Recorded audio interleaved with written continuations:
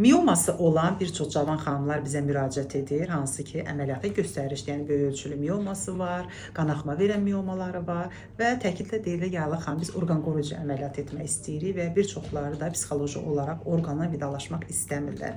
Əlbəttə, detaylı müayinədən sonra biz xanımlara miyomektomiya əməliyyatını təyin edirik və ətrafda nə eşidirik?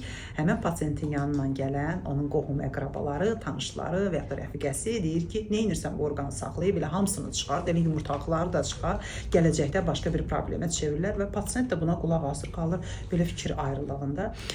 Biz əvvəllər uşaq vaxtı olanda, yəni böyüklərimizdən nə görürdük? Əgər kimsə qohumdan, yaxından kimsə həkimə gedərsə deyirdilər, Allah şəfa versin, hər şey yaxşı olacaq. Yəni xoş sözlər. Amma indi xoş sözlərdən çox yəni neqativ fikirlər səsləndirilir. Belə olmaz, belə etməyin. Əlbəttə bu tipdir.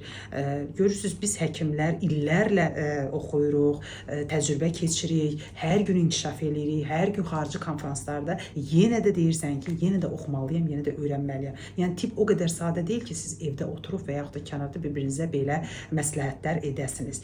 Əməliyyata gedən xanımlara da deyirəm ki, əsas odur ki, mütəxəssisin fikrinə qulaq asın, mütəxəssisə inanın və ona etibar edin. Sağ olun, sağlam olun.